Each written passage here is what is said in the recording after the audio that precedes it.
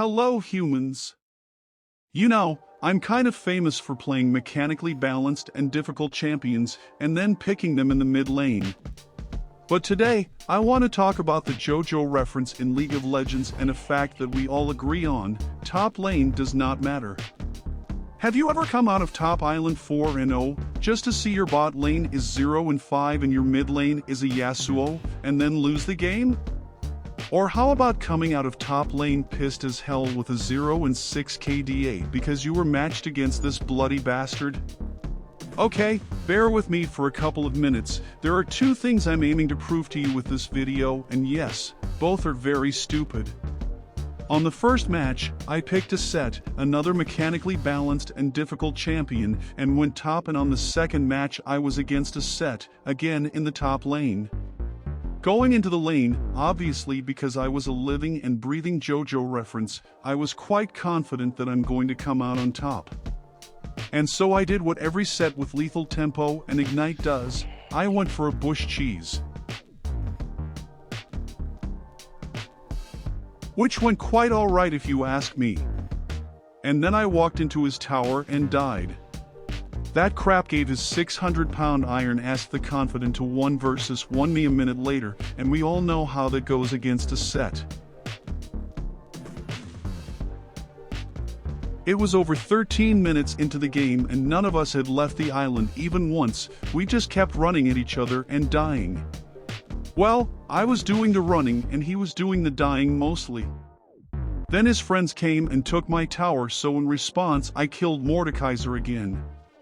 I won the lane but lost the tower, while my teammates fed bot, no surprise there, and their mid lane was nearly at our base. It was time to come out of that stranded island and do something. You're going to Brazil!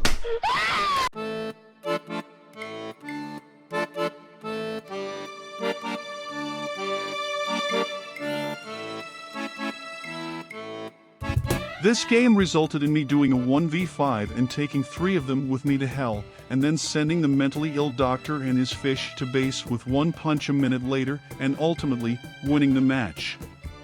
But the question is, did we win the match because of me in the top lane? I think not, which I will demonstrate in the second case. As I said before, I was against a Sett this match and I had picked yet another mechanically balanced and technical top lane, and my team was actually spreading positivity a lot. So yet again, considering I counter-picked One Punch Man with this little furry, I was confident I can at least manage this shit.